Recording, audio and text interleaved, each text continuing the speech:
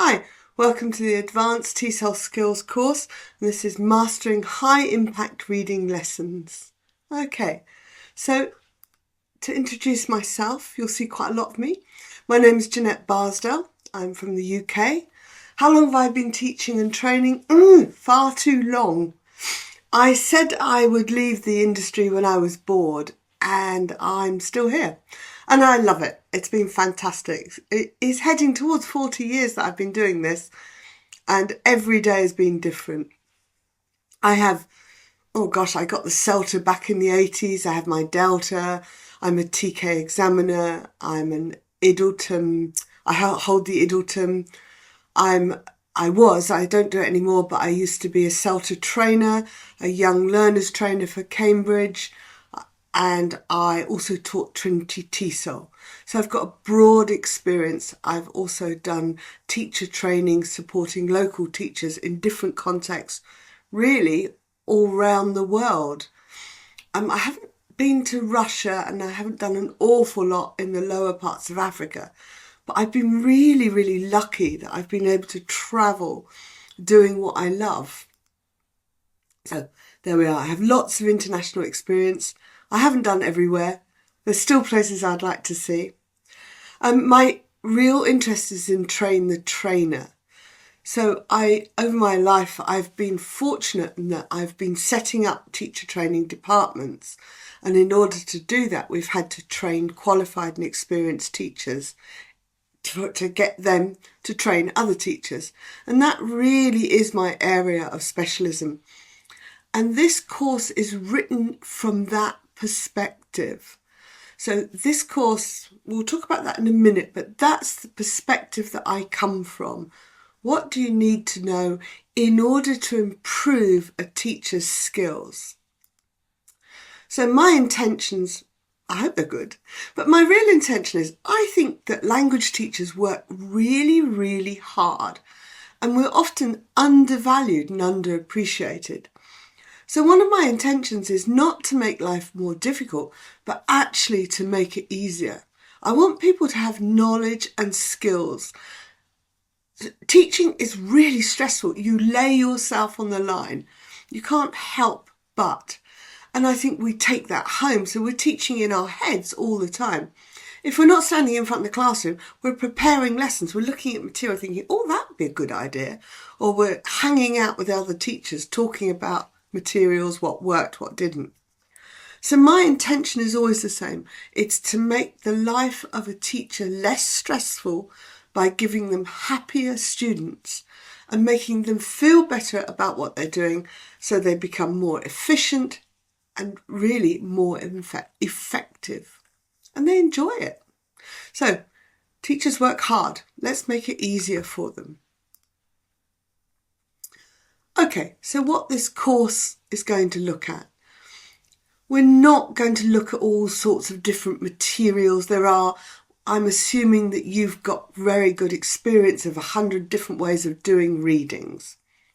But what we're going to look at is some of the core challenges that teachers face and students when they're doing a reading. Now, this might be a reading in class. I'm looking primarily at intensive, not extensive reading where you go home and read for hours. I'm looking more at the course book type of reading text that we have to manage for students. I want to look at some of the very common but deeply held misconceptions about reading. I'm going to look at what best practice, but also what works.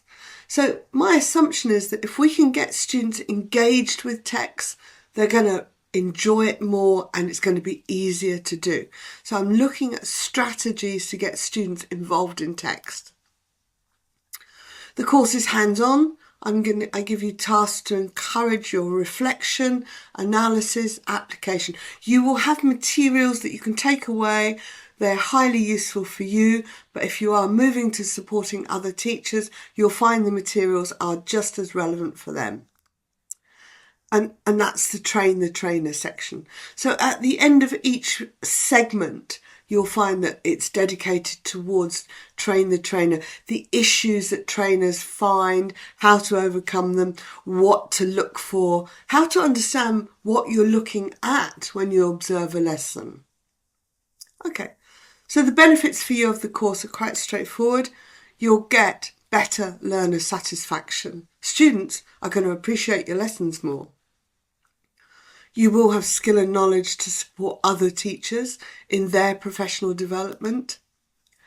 If you're preparing for advanced exams, for example, like the Cambridge Delta or Diploma, whichever it is now, or the Trinity Advanced courses, this is the perfect grounding for you. If you're looking for promotion, you need skills. This is the kind of stuff that will take you up the TEFL hierarchy and make your life easier. Okay, this is a short section. I think it's a good time to have a reminder of the benefits of reading. We get a little bit lost at the moment with all working on the internet, mobile phones, we're sending text messages, but actually a slightly longer reading is really beneficial to our students. Okay, so what do you consider to be the key benefits of reading for learners and maybe for yourself as well? Okay, hit the pause button, make some notes and come back to when you're finished and see if you agree with our ideas. It's language input, but so often in the classroom we pull language out. It's decontextualised, it may be a vocabulary, it may be a structure or a function. And then we apply context. But when we read, the language is embedded in that all meaningful context. Remember, so much meaning is conveyed by the context in which the language is set. So we get language input and it's natural, well, within this context of reading, of text it is. Okay, it builds world knowledge and cultural awareness. To give you an example of this, when we work with non-native teachers on methodology courses, a lot of the readings that we do, obviously, are in English, but that extends both their knowledge of teaching, but also their language skills. So we know that language improves dramatically for students who read. Okay. It helps develop your critical thinking skills. As with the teachers, it gives them different ideas, different ways to do things that do work, things that don't work. So language reading also gives ideas. So language and ideas. It improves all the skills. We know that it improves fluency. Yes, it extends our knowledge of grammar, language, functions. It also improves our writing. I'm not sure where it's at for improving our listening though, but it definitely boosts the other skills. It's great. Students can do it where and when they want. They can adapt it to read what they like, what interests them, which in turn is motivating and gives them confidence. So, language, reading. I would say the most important thing to do with the reading is make it useful. You will hear from students, "Oh, teacher, this is a waste of time. I can do this in my own time." But we have these texts, and the way to make it useful is to understand the text with your comprehension, gist questions, etc. But then do something with it. Take the language out and use the language for another task. Take the ideas out and use them for another fluency task. Do something with the reading. The biggest turn-off for students is to go into the classroom and be told, "Read this, answer these questions, finished." Yeah? It doesn't work, but students will engage if they know it's going to be meaningful. Teaching reading in EFL classrooms seems to have quite a few hot topics. So let's have a look.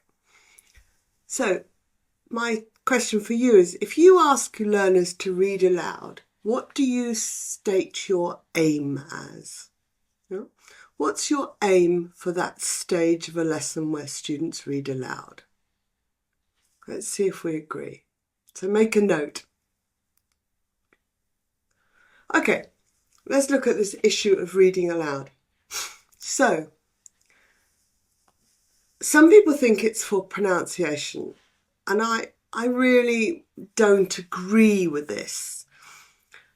English is a stress-timed language. We merge words together. So, for example, first of all almost becomes festival.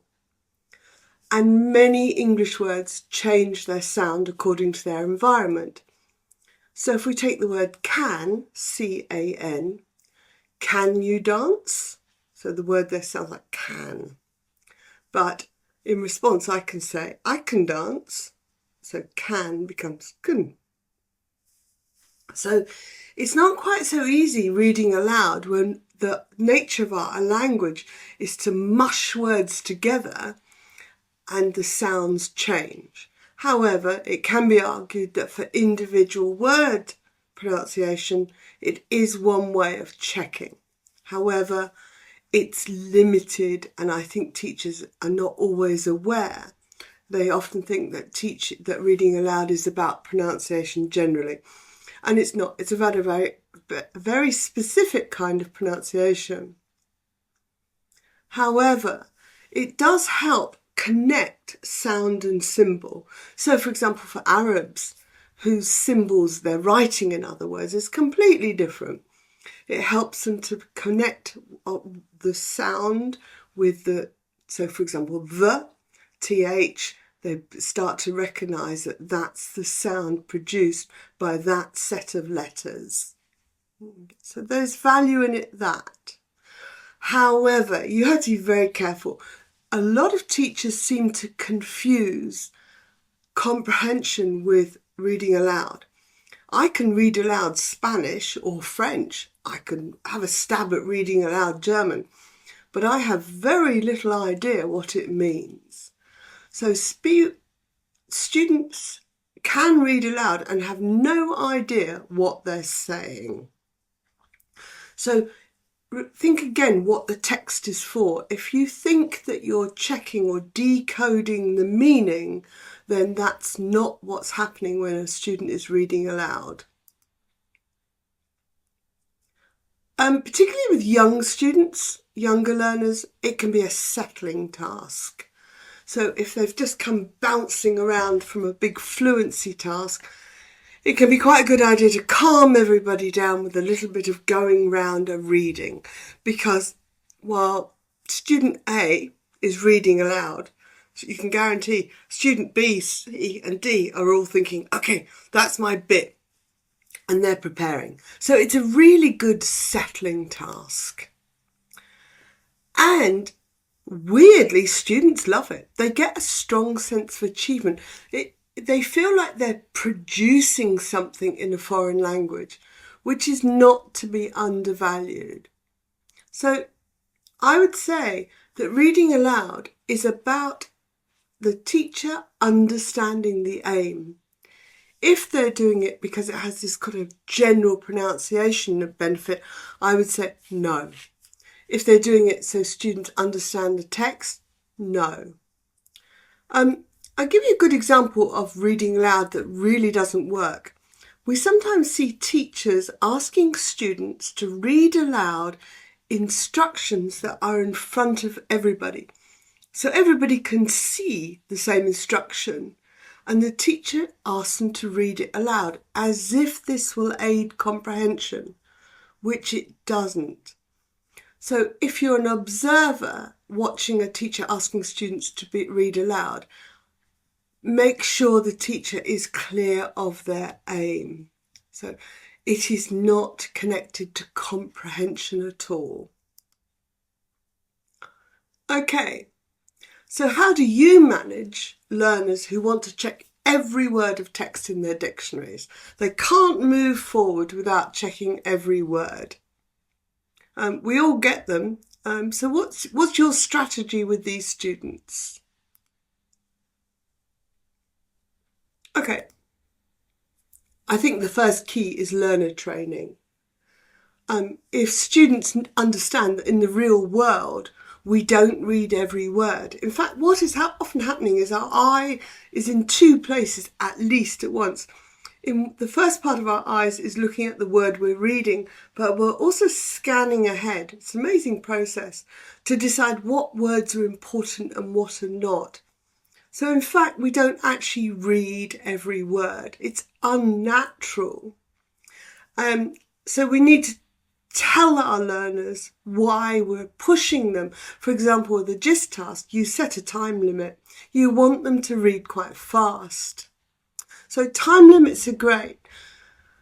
The fastest reading will be with GIST. Comprehension takes a bit more time, but make sure that the guideline that I give is for teachers is take how long it would take you to read it, and then give half that time again. So 1.5 times is about the roughly how long you would give the students. And use countdowns. And countdowns are really interesting. We only see very good teachers using them. So a teacher may say, okay, I want you to do this reading in 2 minutes. But the really excellent teachers seem to be able to push throughout the text. So for example, 1 minute gone, okay, 30 seconds left, 5, 4. So this countdown, which keeps the pressure on, keeps the class moving, and you need to do it in order to get through the activities. So for the students who need to check every word, explain why it's not a good idea. Tell them that the tasks are designed to get firstly global meaning, then more detail. And then remember, you want them to read more than once. You don't want students reading once. You ideally get them to read the same text 3 or 4 times by changing the task type or type of task and giving different types of tasks that require different reading skills. Okay. Oh, teacher, the text is too hard. So how do you deal with that? The answer is change the task, not the text. You work too hard. You're a language teacher. You're always planning in your head, thinking it through, trying to personalise it, understand the grammar. You have enough on your plate. Change the task and not the text. However, you want to get students through the text. They need to feel that they haven't completely failed. So my advice is, if the text is too hard and everyone's struggling, kind of regroup and make the task much simpler, but allow some achievement. Yeah? So the detailed task will be the hard part. So ask the simpler GIST questions, who's in it? What's the overall subject? Where might this be set? Okay, so don't change the text. It's too much hard work. A big topic is pre-teaching vocabulary. What's your position, or what do you think are the possible objections to pre-teaching vocabulary? Make some notes. Okay. I think there's lots of problems with pre-teaching vocabulary, and personally it's very rare that I would do it. One of the problems with pre-teaching vocabulary is that you give the game away about the text. So you devalue the comprehension questions because they already know the answer, because you've taught them the vocabulary beforehand. If you pre-teach, you're working on assumptions about what learners don't know. And I think that it's far better to find out first what the learner does and doesn't know before you make that assumption. So pre-teaching assumes lack of knowledge, where maybe it's better to assume knowledge. It's interesting. In order to teach something, you have to contextualize it, because it's the context that gives meaning invariably, unless it's a very simple thing that you can show with a picture, substantial nouns like cup or whatever. So particularly with abstract, the more complex or abstract language requires more context. So if your reading, for example, is about crime and you've got the vocabulary, you need to use the context of the reading, ideally. But many teachers switch the context to teach the vocabulary in order not to give the game away. But if you think about it, that doubles the load for the student. They're having to learn one context, the language in one context, which they're going to transfer to another. It's a lot of work. Okay. Some people argue it saves time. I'm not convinced of that at all. The only thing that I would say is, yes, if your whole reading is about widgets, it may be an idea to pre-teach widget.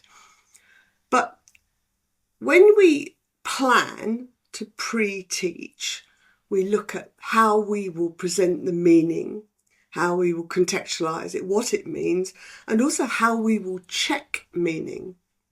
So what I would suggest is, rather than consider pre-teaching, anticipate lexis as an anticipated problem. So think, what do I think the students will have problems with? It'd be these 5 words.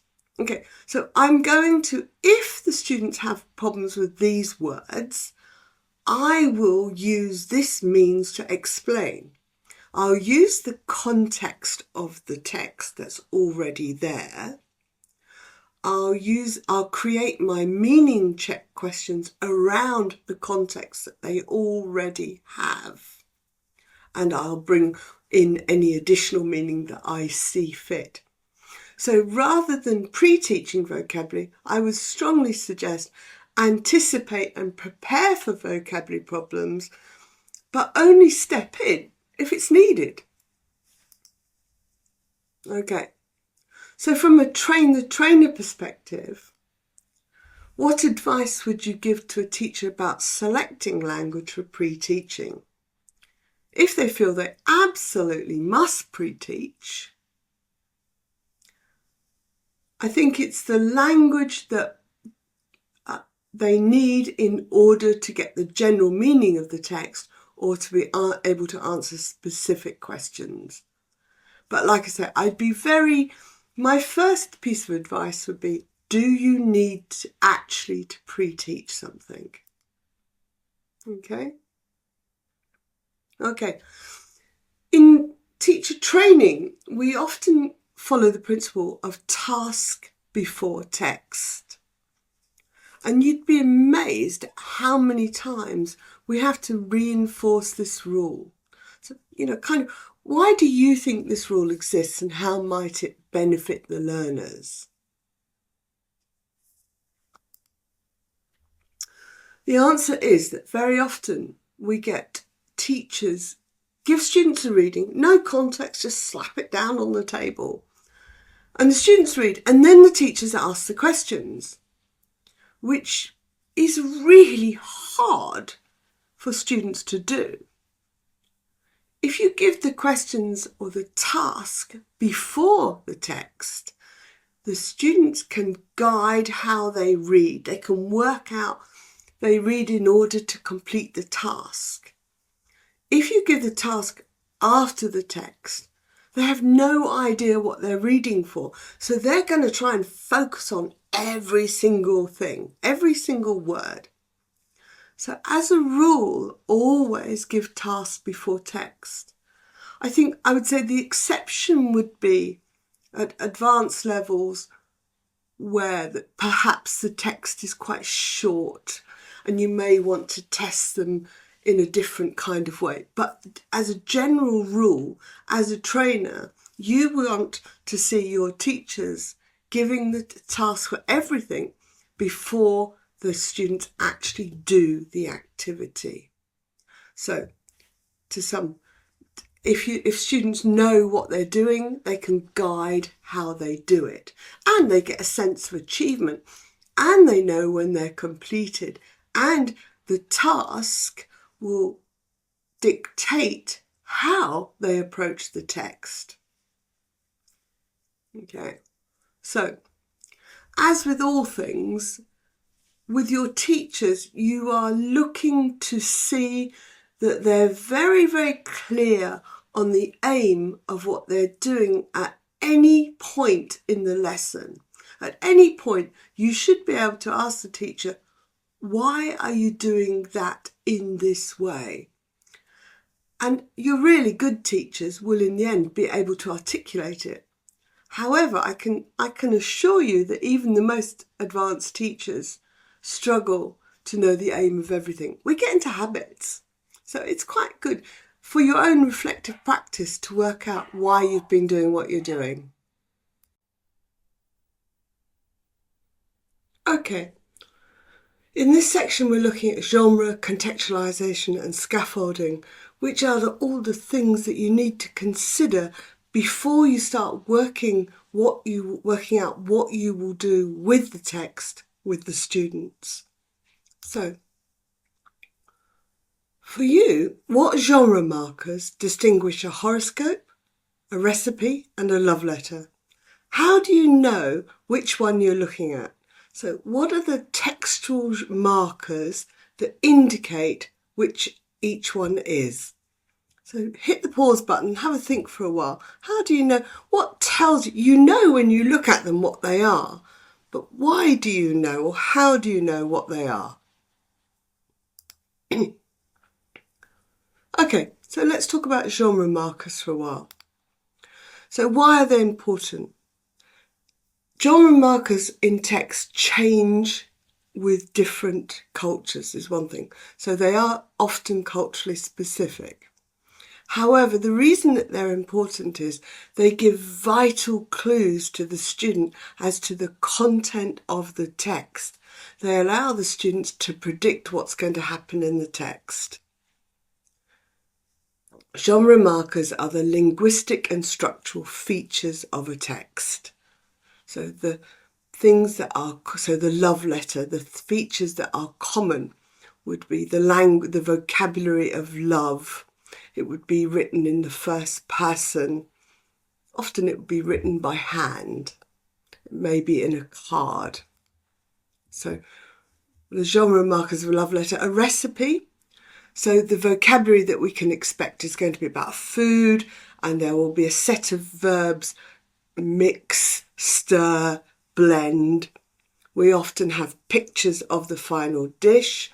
We start with the ingredients, and they are in measures. The ingredients are outlined they're put in the sequence that you will use them in the recipe.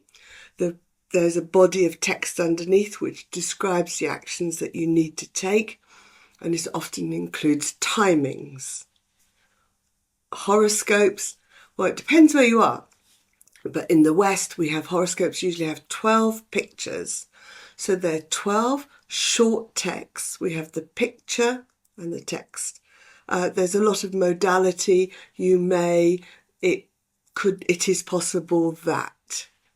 I find that horoscopes have got lots of adjectives in that are quite useful, and they tend to be very high level, even though they're short chunks. If they're in a newspaper or a magazine, we often find them at the back of the magazine. So those are all sort of markers of those three genres of text. And remember, not every culture are they the same. Oh, let's go back. When we talk about genre markers, we are activating schemata. So when we make the genre markers evident to the students and they're clear, so if we create text, for example, and we want to recreate our own newspaper text, we should think about the layout and try to make our text carry some of the markers of a newspaper text. So that way we're activating the student schemata. We're alerting them to what they already know about the text before they read it. Okay, so you can see a download the text genre markers handout for further information. A tip might be next time you start reading anything, the back of a bottle, whatever, have a look and think, what are the markers that tell me that this is what it is? So start becoming more aware of genre markers. Think about the language set used within the thing that you're reading, because vocabulary tends to match, obviously, what it is. If you're reading the back of a wine bottle, you'll expect to see the percentage of alcohol in it, where it was made. You may see a little map showing you where the vineyard is. So all those things are genre markers. Okay, so we're also going to talk about contextualization and scaffolding. Very important linguistic terms in terms of reading and listening actually, but we're dealing with reading now. So in your own mind, take a few minutes. How would you define each one and explain the importance in lesson staging? So have a think through that. When you're ready, move on. So we'll start with contextualization. Why is it important? What does it do? There are some arguments to say that context is up to 70% of the meaning in a communication. So, for example, you walk into your local McDonald's or burger bar, and as you walk to the counter, you're preparing what you're going to say. So you know where you are. You're in a burger bar. You know the vocabulary. It's very limited, so you need the vocabulary of request and the nouns of the objects that you want. So I would like a cheeseburger, please. So you also know the purpose of your communication. You're going in to get a cheeseburger. So the purpose, the location, the vocabulary are all quite set. So when we work with a context, we need to think, what is the context sets the language used. So if we can develop the context, we'll know what language to use. Okay. So what does it look like? I think the context, as I say, is about who is talking to whom, where are they, what's their relationship, and why are they communicating? What do they want to achieve? If you can answer those questions, you've got the context sorted out. So going back, students need that information before that you start asking them questions about the content of a text. Scaffolding is also a term that's thrown around a lot when it comes to reading. Basically, all that it means is the support. You can either put the text down in front of the student and to say read it, but actually students need more support when reading text. Setting the context is absolutely one important set of scaffolding. Scaffolding might be breaking the text into smaller chunks. It may be starting off with simple tasks and building up to more complex tasks. So scaffolding is how you support the student through the understanding of the text. And that's all it is really. But we all scaffold by setting up with simpler tasks, more complex tasks. So scaffolding, like I say, may be a jigsaw reading, it may be breaking the text down, it may be starting with simple tasks to more complex tasks. So scaffolding, how you will approach the text, how you will support the students. You know your student, you know what level they are, you know how much support they need. Okay. Which contextualization and scaffolding sort of blends in quite nicely into the idea of creating gist tasks. So for you, what's your personal criteria for designing a reading gist task? Yeah? Hit the pause button, have a think, make some notes, and then come back when you're ready. Okay, so GIST tasks. In order to help the students, a good GIST task often tests the context. So turn it round. If the context is around who does what with whom where to gain what, that's the basis of your GIST tasks.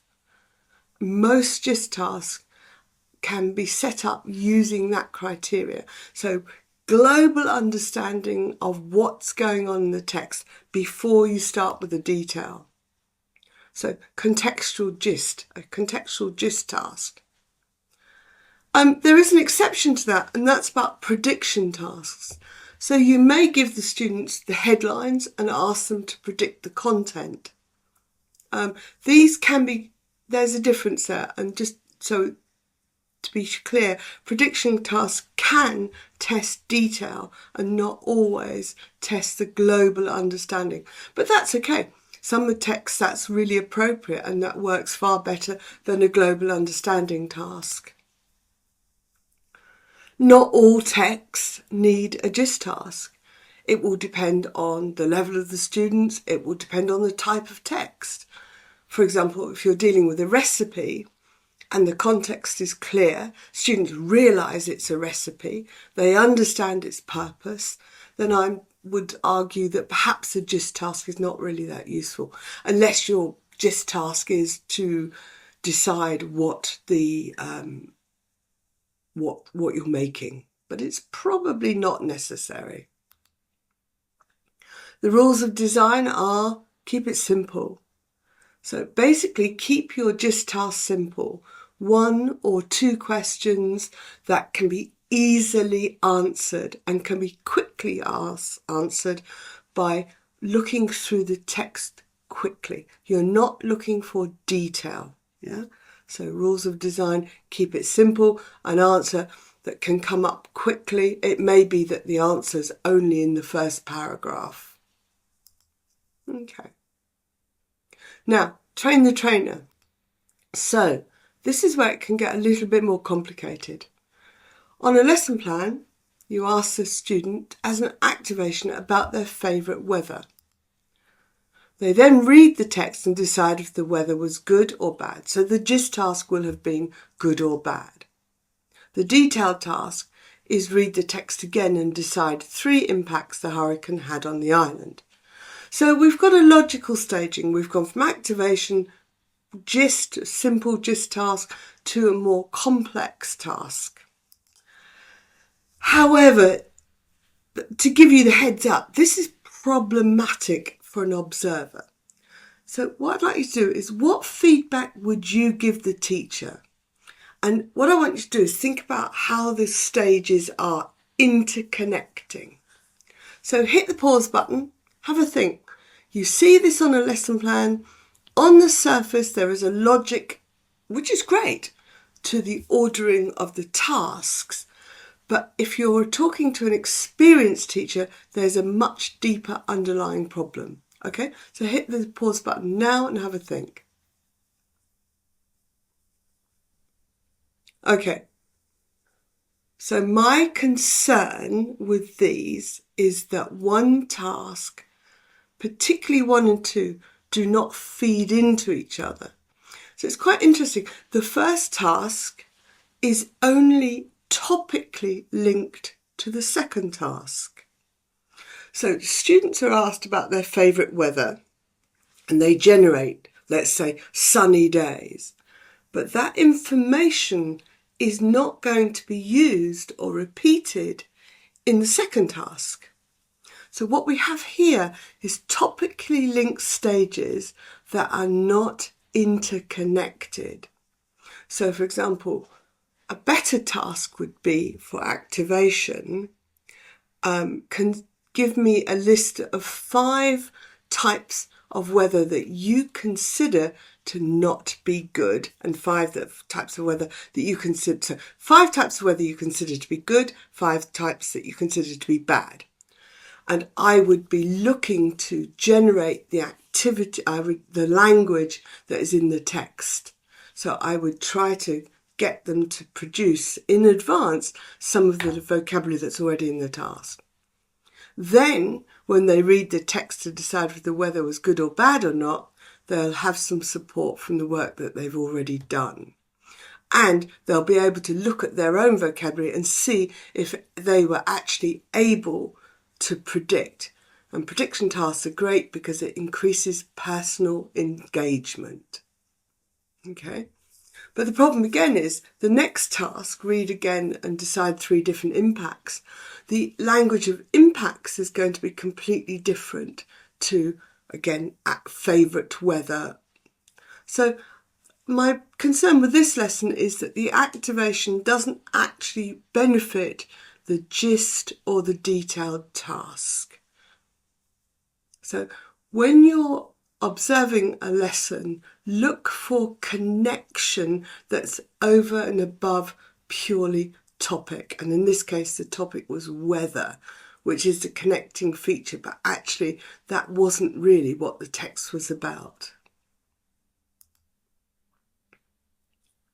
Okay, so this has been about designing effective context and scaffolding tasks.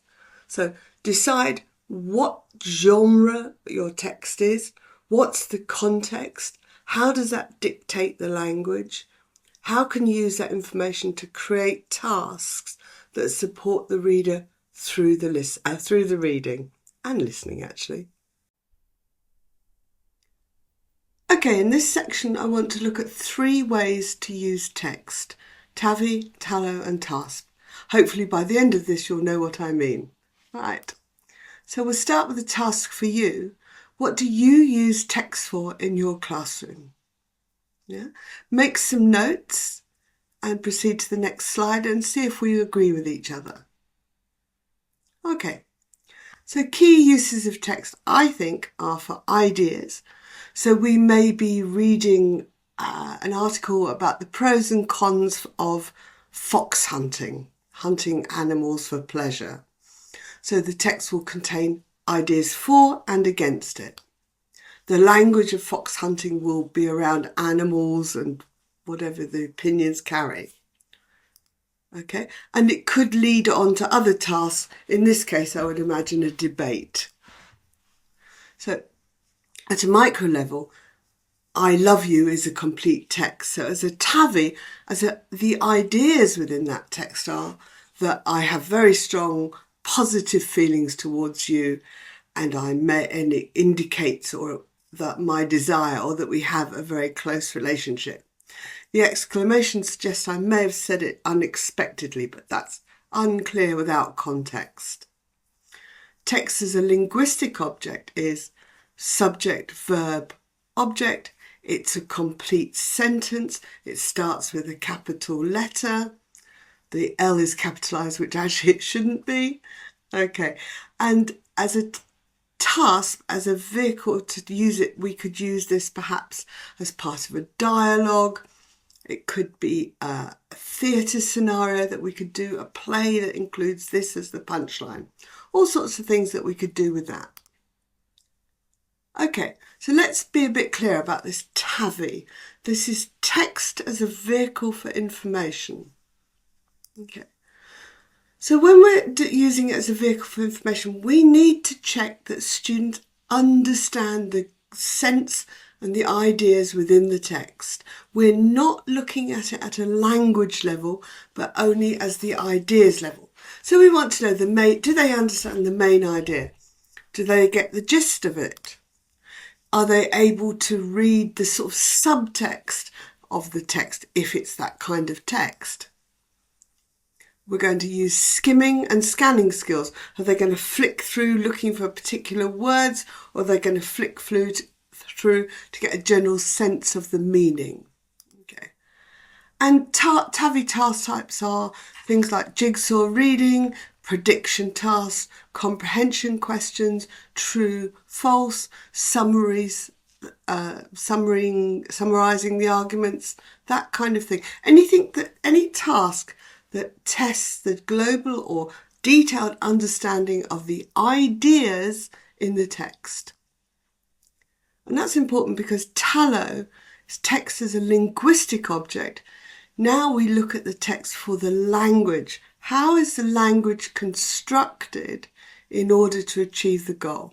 So this may be about taking out the verbs, it may be taking out the functions.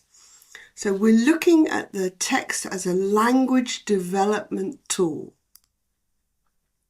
We're looking at the structure, the discourse markers, the collocations. It may be the genre markers of this particular text, or how do you know that this text is a recipe or a horoscope?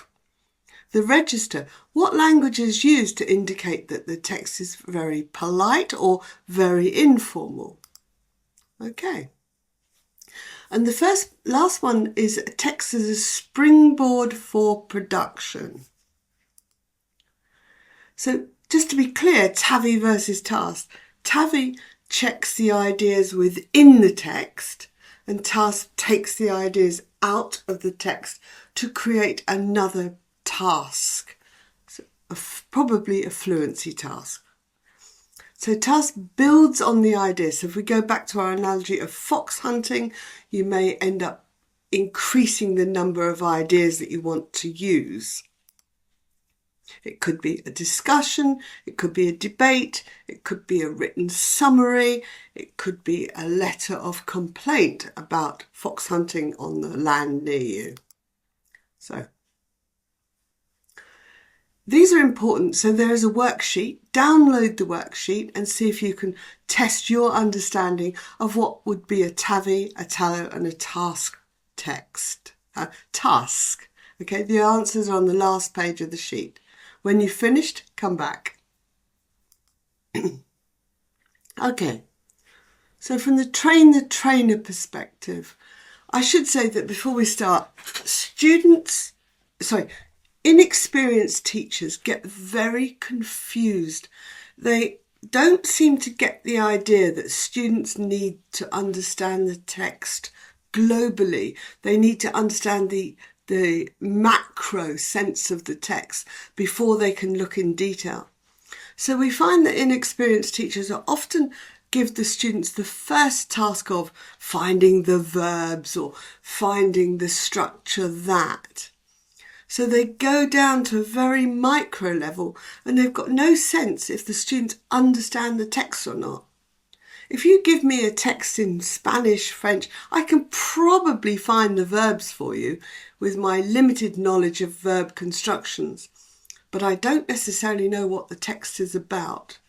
So one way is to get your students, your trainee teachers or in professional development, to label their own plans for input text as to whether it's a TAVI, TALO or task text.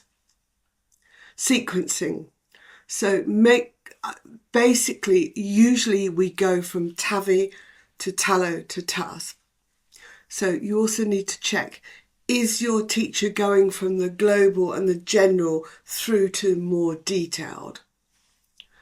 We can occasionally shake it up. We may do different things with more advanced students. We may not put a gist. Or it may be that, for example, the text type, the genre of the text doesn't require a gist task, for example, a recipe or a horoscope.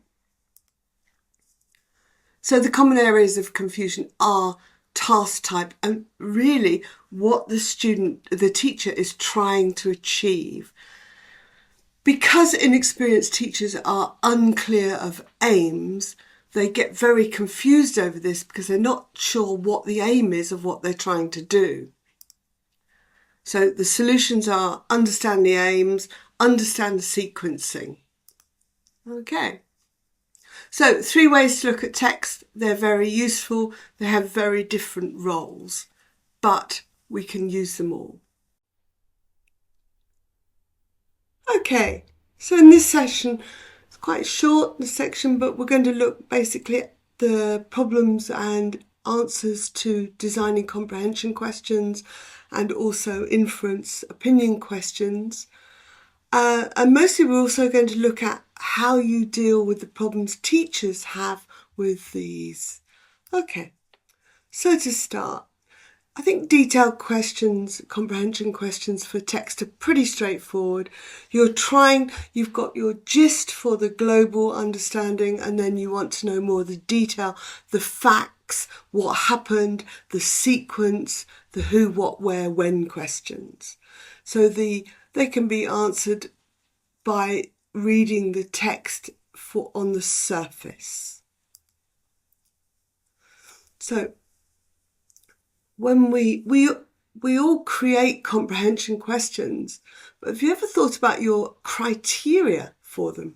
So what factors do you consider before designing comprehension questions? And the reason to consider this is that you need to be able to respond when you see some badly written ones, which if you observe lessons and read lesson plans, you will. Okay, so press the pause button, have a think, make some notes. What's your criteria for designing comprehension questions? Okay.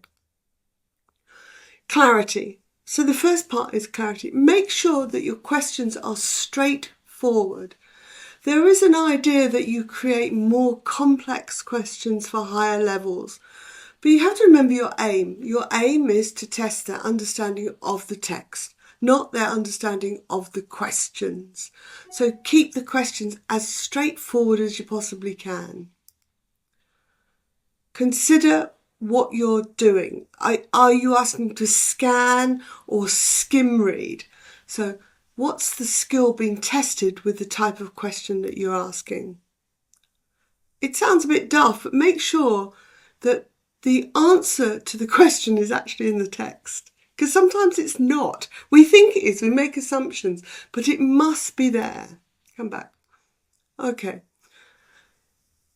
Place your questions in the order of the text. So if the answer to number 1 is in the first paragraph and the answer to number 2 is the second paragraph, keep that order and don't confuse it unless you absolutely have to. It's not helpful. So keep the sequence to the sequence of the text, and so the questions refer to the text in order. Cognitive challenge. On the other hand, don't make things too simple. You want to challenge, the brain as along with everything else. Use different formats: yes, no questions, multiple choice, true, false. So mix up the format for variety and keep students interested. Be careful of your biases and assumptions. What you may personally consider to be a good idea may not be somebody else's. So just be aware of what your attitude is bringing to your questions. Timing and balance. So you don't want 30 detailed questions for a tiny piece of text. However, so you need to work out what it is. Part of it will be, what are you going to do with the text after you're sure that the students understand it? And that may set how long you set on the comprehension. Okay. So after the comprehension, so we go gist, comprehension, inference and opinion questions. And this is where you're reading below the surface, between the lines. You're asking students to give a personal response, which means there is no definite yes, no answer. Interestingly, you often realise, at higher levels particularly, how much the students haven't understood when they get to this point. So higher level students seem to be able to deal with comprehension questions, but the inference and opinion questions really challenge them. They're a very valuable thing for higher levels to know what's going on. Okay, train the trainer. So you're reading a lesson plan, and on the lesson plan you see the following: gist 1, gist 2, and a detailed task. So the task is, what would your response be to the teacher and how could you improve these questions? So essentially, what's wrong and how can you make it right? This is the first of 2 slides with tasks on it. So hit the pause button, think about what's wrong with this as a question and how could you improve it. And when you've finished, we'll start on the next one. Okay. So these are inference and questions. So you see these, what's your response? Again, why aren't they ideal? How could you make them better? Again, hit the pause button, make some notes, and we'll go on to the answers next. Okay, so this is the improved questions. So the question was the second sentence. So a better response would be, what is the main idea in paragraph 2? And this is because as a GIST question, this was way too specific. GIST is about testing global understanding. That is absolutely not global. Whereas this question is the complete opposite and is way too wide. So you could ask, what's the overall message or theme of the text? You could simplify that by making it a multiple choice question. Okay. It's unlikely that knowing the name of the lizard will actually help you know if the student has understood the text or not. It's possible, I suppose, depending on the construction of the text, but it's highly unlikely.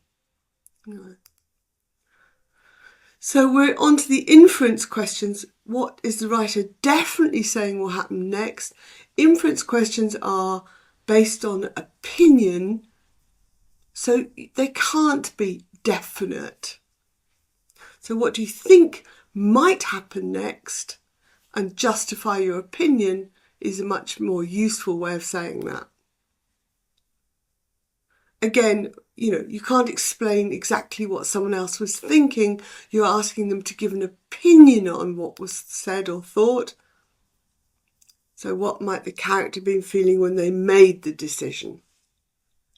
So be aware that teachers writing comprehension questions are often unaware of what they're actually testing.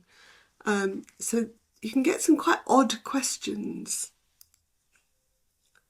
So to sum up, where are you going? So understand the sequence of asking the questions, global, detailed, personal, inference. You can ask more than one question at each time and sequence them. Okay, and check the person who writes the plan knows the purpose of what they're doing. Hi. Okay, this section's short and sweet, and it's really just about effective staging. And the reason it's here is because a surprising number of teachers don't use effective staging for their reading tasks, reading or listening actually. Okay, so let's recap the stages of a reading lesson. So first of all, you need to understand as a teacher, before the students do, what genre you're looking at, what's the context and how you're going to scaffold this. And also, how much scaffolding do the students need? This will depend on the length of the text, the level of the vocabulary, how known it is to them, how interested they're going to be in it. Yeah. So you need to decide. So for example, a recipe is going to be likely to be more complex on vocabulary than on the understanding the meaning of the actual word, overall meaning conveyed in the text. So you're balancing genre, context, and how much you are going to support the students through the reading. From there, we move to a GIST task, and GIST generally tests global understanding. Imagine I phone you at home and I say, can you look on my desk for that piece of paper that ... So can you summarise what the text is about in just a few words? And that often gives you the tip to what the global gist is. Basically, it's who's doing what, to whom, where, and for what reason. Okay? Not too detailed, broad strokes. Then you have your detailed reading, and that's where you want to go into much more closed questions, yes, no, decode the actual text in far greater detail. Comprehension questions, commonly known as. And the last part is the text at a deeper level, and this will be given opinion on, or how would you assess the writer's attitude? So attitudinal opinion type questions. So this is the third stage of the text. Now, don't get me wrong, there may be more than one type of gist task. It may be, for example, matching the headline with the text, and then you may have a second gist task. Global tasks may be a jigsaw reading and comprehension questions. So again, we've just gone back. So, and the last part is a follow-on task. Yeah. So what are you going to do with that text? Students get really, really frustrated in class when they're given a text, they're tested with various questions on it, and nothing happens with it. So your text is a vehicle for ideas, for language, and it's a springboard. Use it as one of those things to get more bones out of it, but also to give the students a sense of purpose. Otherwise, you can very quickly put students off reading in class.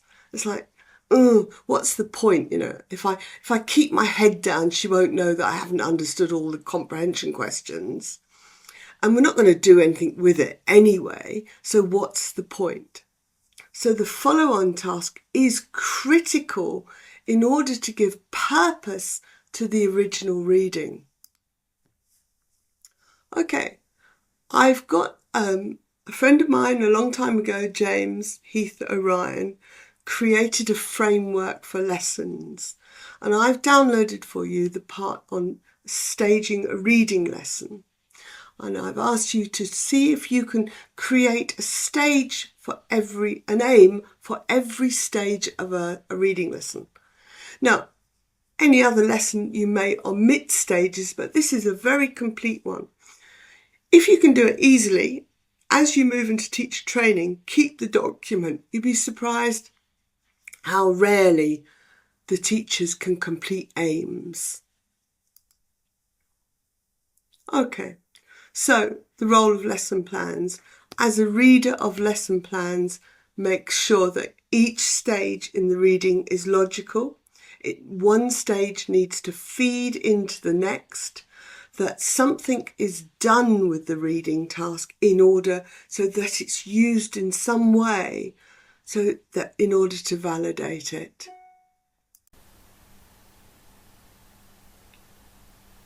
Okay. So in this section, I don't think any course can be complete these days without looking at AI, but I'd like to show you how to use AI to make your life easier, to how to create text, personalised text, and appropriate tasks from gist, so TAVI tasks, TALO tasks, and TASP tasks. All types of tasks that follow on from the reading. Okay, I'm going to refer to ChatGPT. I totally accept there's lots of other products on the market, but this is the one I know and I find it quite easy to use. All right. So this is the working page of ChatGPT. So I'm going to ask it to create, we'll do this in real time, create a 200-word text on the subject of teaching reading to B1 level. Include, my spelling is awful, include +1 vocabulary. Okay, all right, so the +1, so we've asked it at B1 level. That means that most of the language drawn will be what is or should be known by a B1 level without a specific context. Because the context here is teaching reading, some of the vocabulary may not be familiar to all B1s, so it will be context driven, just be aware. The +1 is interesting. What that means is that some of the vocabulary will be above B1 level, maybe B2, maybe even C1, in order to stretch the students. So they have the context, which is great, and they push that and challenge that a little bit more with the extra depth of vocabulary.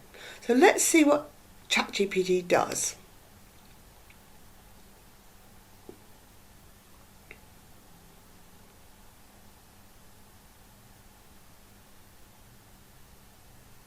Okay, take a minute to read that.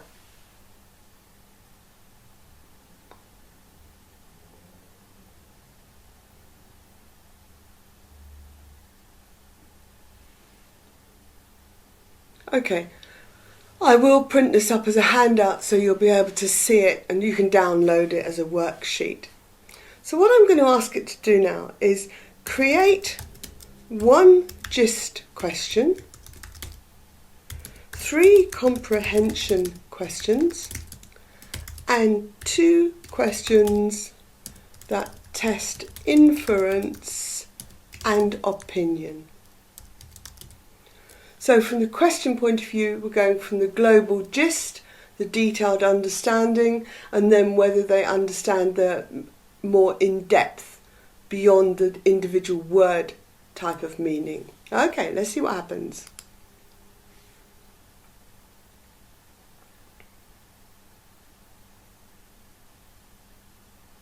Okay, so the gist is fine. The comprehension questions are closed and specific, which is great. And the last 2, in your opinion, brilliant. And we're offered the opportunity to turn this into a worksheet or activity sheet. You can ask, please give answers. I don't know why I'm always so polite to ChatGPT. I'm always saying please and thank you. I guess it's not really a bad habit. Do you do it? Okay, so there's the answers or suggested answers. Okay, so I would then say create, let's have 3 fluency tasks based on the text. So this would be this kind of task, the taking the text as a springboard for information and activity and doing something else with it. So, 60-second summary challenge. Okay, so interesting. Maybe it's not really a fluency task. This is a game based on the vocabulary, so I would suggest that was more a language task than a fluency task. A role play, yeah, that's a good fluency task. So what I would say here is be very careful. You do have to check ChatGPT for sure.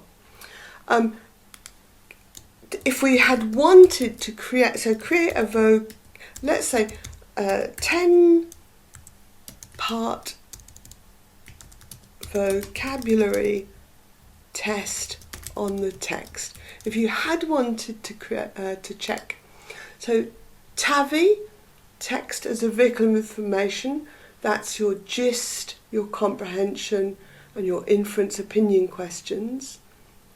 TAVI, text as a vehicle for information, text as a linguistic object, TALO would be these. So we've got multiple choice, matching tasks, gap fill, synonyms. So that's 4 different tasks based on the language. So that would be a TALO. And then the task, the extension task, would be the role plays. Okay, so just as a piece of fun, let me go back. Hang on. So I'm going to cut and paste because I'm lazy. Just to show you how to sort of create a bit of fun. Create a same task, written in the style of a horror story, and I'm going to change the level to C1. It's in the style of a horror story.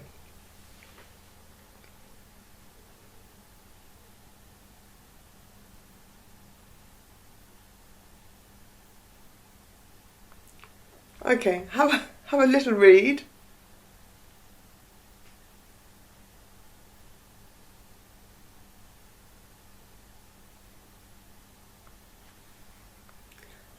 And again, ChatGPT is now asking me if I'd like comprehension or vocabulary questions based on the text. So you begin to see how you can adapt to your students. Write the same story in an academic style. So we can change the genre very, very easily. Yeah, so I don't know what would happen. Write the style, write the text in a way engineers would understand. I have no idea what's going to happen. Let's see.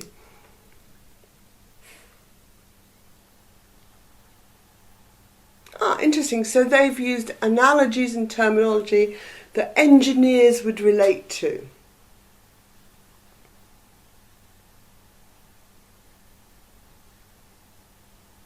Fascinating, isn't it? You can download all of this. Yeah, so it begins to show you how you can create text really, really personalised to your specific students. AI is fantastic, particularly where text is concerned. So experiment, try different things, try different genres. It will or it won't. The only thing I would say is check the task. It's absolutely not infallible. It makes mistakes.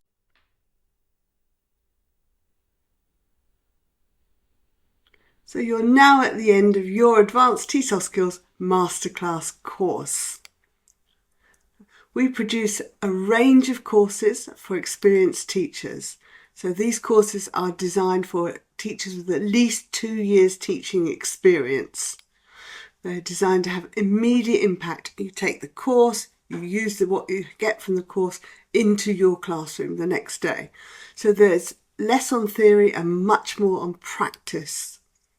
Fantastic preparation for advanced exams like the Cambridge Delta and for moving into more teacher support roles. So basically looking to move further up the TESOL ladder, this is a brilliant grounding for you.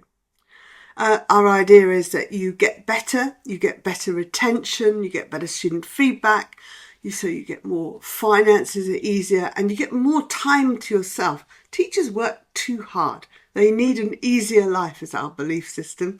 So these courses are designed to offer you that. Okay, our courses include Masterclass in Lesson Planning for High Impact Teaching. So these are all the ways. This is a two-part course. In one, it's how to read lesson plans so that you know where the faults are going to be, where it's going to work, where it won't work. And then also how to create lesson planning in order to have student-centered dynamic classes. Error correction. The reason for this is you get immediately better feedback from your students because your knowledge and your skills increase with this course. Masterclass and high impact reading. Reading can be a bit of a bug in classes. It can be boring. This shows you how you can make it dynamic. You can get language from it. Students will want to do it, and also show you how to produce materials very easily. ChatGPT to transform TESOL teaching. This is designed more for teachers who are not too familiar with AI. They want to know what their students are up to and how they can use it to transform their classrooms. It's certainly very, very useful in the planning stages. Classroom management.